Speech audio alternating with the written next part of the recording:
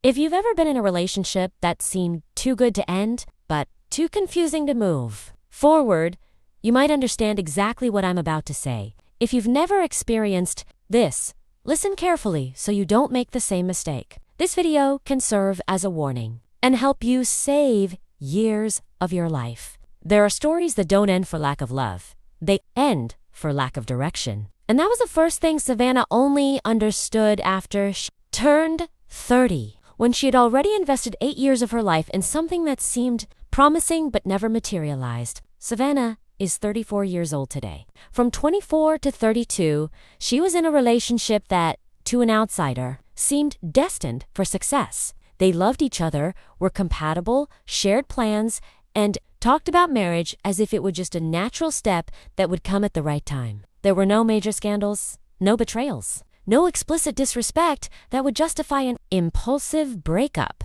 There was affection, partnership, and a comfortable sense of continuity. And perhaps it was precisely this appearance of stability that kept her there for so long. He said he loved her, and she believed him. The feeling was never the problem.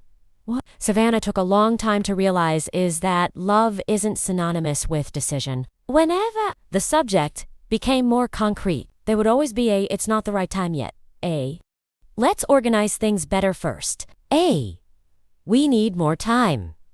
Nothing was denied, but nothing was defined. And since there was no clear refusal, she interpreted the hesitation as prudence, as maturity, as responsibility. It was more comfortable to believe they were just waiting for the perfect moment than to face the possibility that that moment might never come.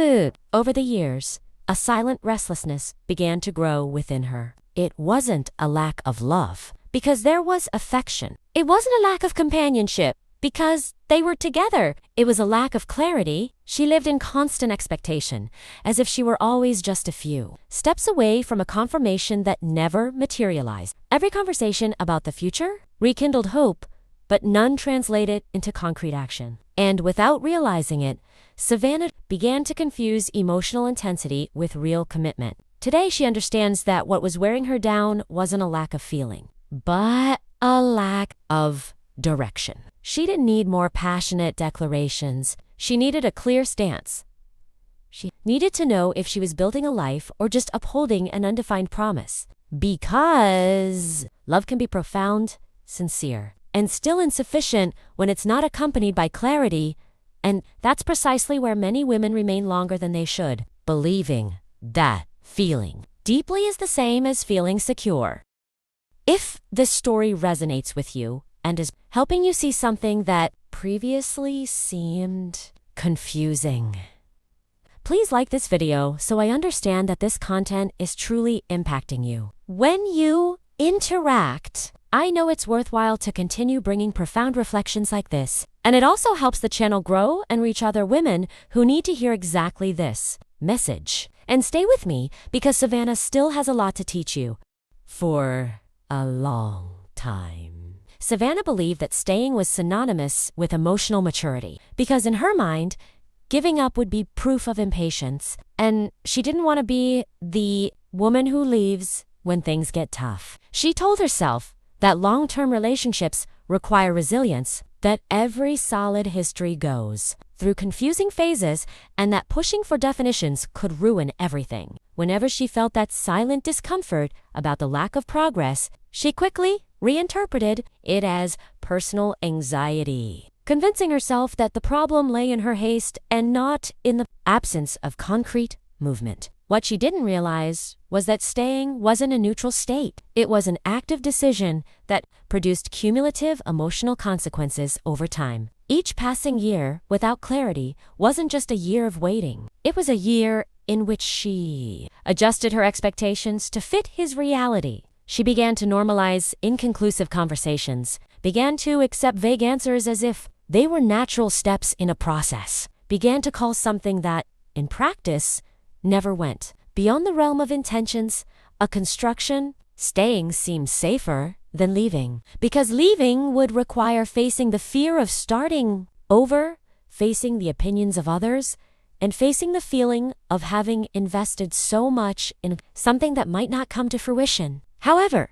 Staying also demanded a silent price, manifested in the form of constant unease, comparisons with other stories unfolding, and a recurring question she avoided clearly, stating, if he truly wanted to, wouldn't he have already decided? Savannah believes she was protecting the relationship by avoiding more direct conflict. But in reality, she was protecting herself from a potentially painful response. Not deciding was comfortable because it kept the possibility alive. And possibility is seductive because as long as something is possible, it hasn't yet failed. The problem is that possibility doesn't build the future. It only prolongs expectation. Over time, she began to realize that her staying was less tied to hope and more tied to the fear of change.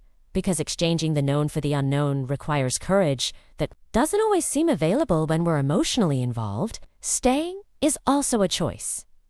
And choosing to stay means accepting that you are agreeing to the pace, the level of commitment, and the lack of definition that are presented to you. When Savannah finally understood this, she realized that she wasn't trapped. She was actively participating in maintaining a dynamic that kept her in limbo, and that was the second big lesson she learned after 30, not. Deciding is also a decision, and every decision, including the decision to stay, comes at a price that sooner or later needs to be acknowledged. Third thing, anxiety is not intuition. For much of their relationship, Savannah believed her restlessness was a kind of refined sensitivity, almost a gift that allowed her to perceive subtle changes in his behavior before any problems became apparent. When he was slow to respond to messages or seemed distant on certain days, she felt an immediate tightness in her chest and interpreted that feeling as a legitimate warning that something was wrong. To alleviate the discomfort, she would initiate long conversations, explain in detail what she was feeling, and seek reassurances that would calm her, even if that reassurance only lasted a few hours. She claimed to be transparent and emotionally available, but deep down, she was trying to control the uncertainty that the lack of clarity produced within her. Each time he asked for guarantees, he believed he was strengthening the bond without realizing he was trying to compensate for a security that wasn't naturally offered. Anxiety began to be confused with concern, and the need for confirmation started to seem like proof of love, when in reality it was a symptom of a fear of abandonment that she didn't have the courage to name. Savannah was mostly not reacting to concrete facts, but to the constant interpretation of small signs that took on larger proportions within her own mind. The more she sought immediate answers to calm her own fears, the more dependent she became on those answers, creating a cycle in which any silence was interpreted as a threat. The problem wasn't talking about feelings, because dialogue is essential, but the urgency with which she needed to resolve any discomfort revealed that her emotional stability was contingent on his behavior. She confused intuition with anxiety because both produce intense internal sensations, but they are profoundly different experiences when observed with maturity. Intuition is silent and steady. It doesn't panic or demand an immediate reaction, while anxiety is fast-paced, dramatic, and calls for urgent action to alleviate the fear. If Savannah had learned to pause before reacting, she would have realized that many of the arguments stemmed from trying to anticipate a breakup that hadn't yet happened. The lack of clarity in the relationship fueled his insecurity, and his insecurity fueled conflicts that further strained the dynamic between the two. Looking back, she understands that part of the suffering stemmed not only from his indecisiveness, but from her inability to self-regulate in the face of that The third big lesson she learned after 30 was that emotional maturity doesn't mean feeling less, but knowing how to differentiate between real perception and projected fear, because a confident woman observes, reflects, and decides based on reality, while an anxious woman reacts to alleviate her own momentary pain. Fourth thing, you teach how you want to be treated by what you tolerate. Savannah always prided herself on being understanding, because she believed that maturity in a relationship meant knowing how to compromise, understanding the other person's timing, and not turning every frustration into conflict. When he postponed important conversations or changed plans that involved more serious decisions, She told herself that she was respecting his process and that pressuring him could create unnecessary distance. She didn't want to be seen as demanding, intense, or difficult to please. So, she adjusted her own discomfort to maintain the apparent harmony she valued so much. Gradually, he began to accept minor inconsistencies as if they were irrelevant details, believing that the essential elements were still preserved because the feeling was still present. What Savannah didn't realize was that every time she ignored something that deeply bothered her, she was sending a silent message about what she was willing to endure. Relationships are built not only on what is said, but on what is allowed and what is repeated. Without consequence tends to become the norm. He didn't move forward because he didn't feel any urgency. And he didn't feel any urgency because, despite the conversations, the dynamic remained comfortable for him. In trying to preserve the relationship at all costs, Savannah gradually lowered her own demands, convincing herself that flexibility was a virtue even when it began to seem like self. She believed that limits could distance him, but she didn't consider that the absence of limits was already distancing her from herself. Every time she accepted a "we'll see later" instead of a concrete decision, she reinforced the idea that her expectations could be continually postponed without major consequences. Over time, she began to feel an internal disconnect that was difficult to explain because outwardly they were still together, but internally she already felt less valued than she would.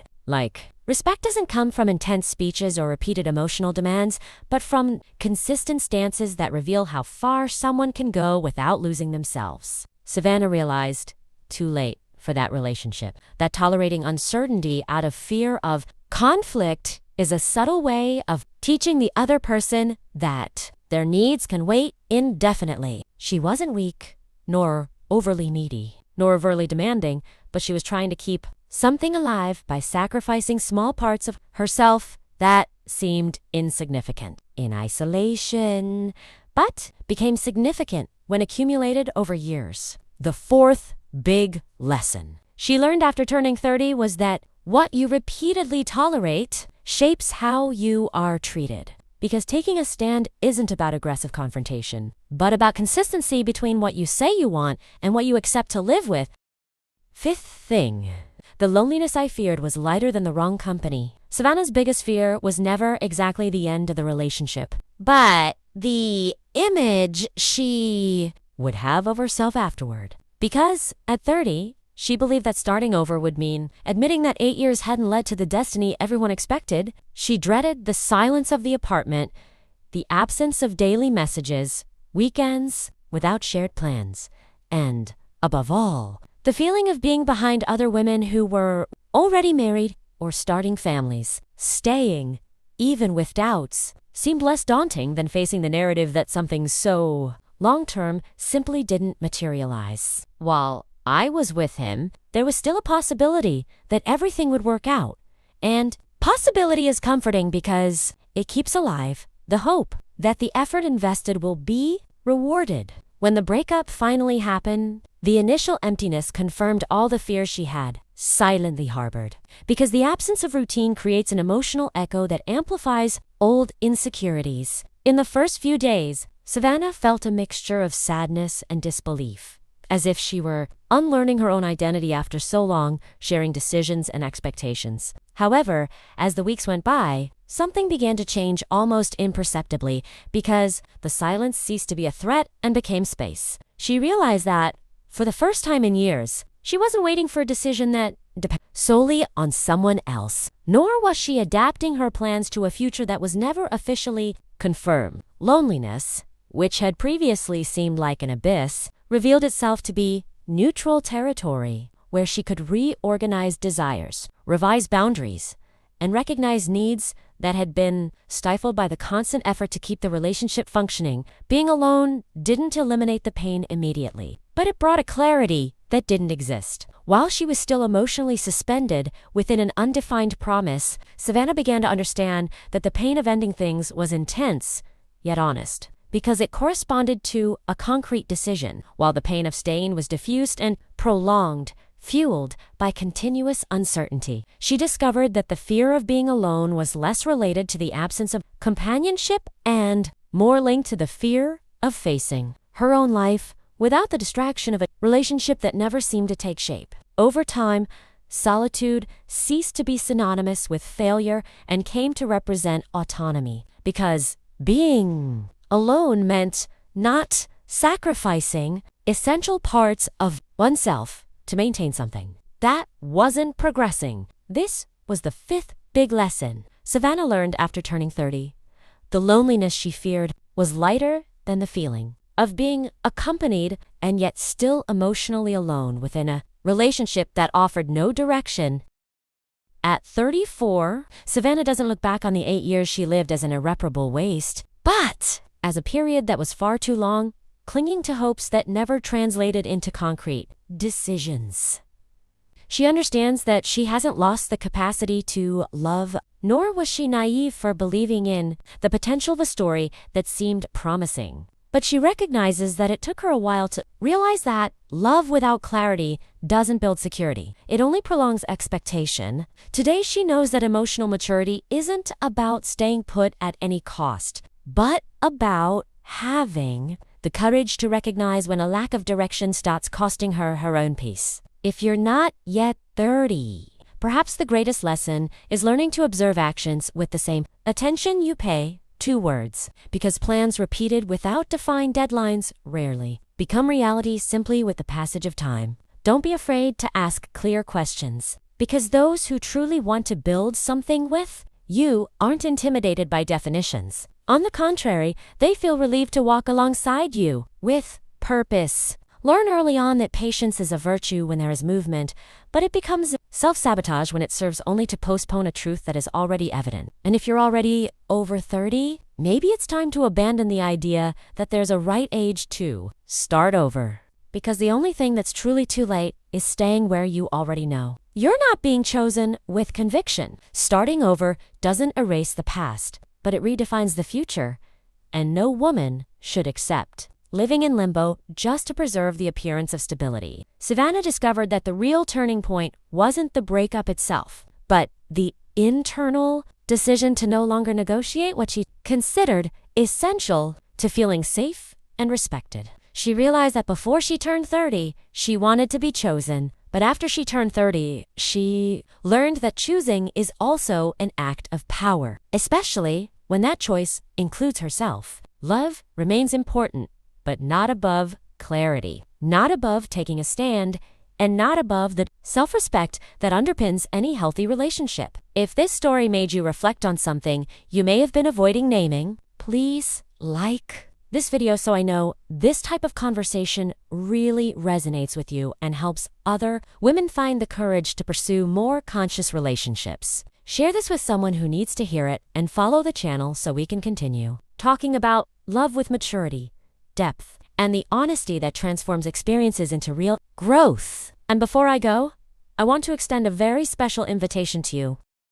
Comment below what the biggest takeaway was for you from watching this video. Because when you put what you understood into words, you strengthen your own awareness and also inspire other women who may be experiencing something similar in silence. I read each comment carefully. And your reflection may be exactly the push another woman needs to begin choosing herself with more clarity and courage.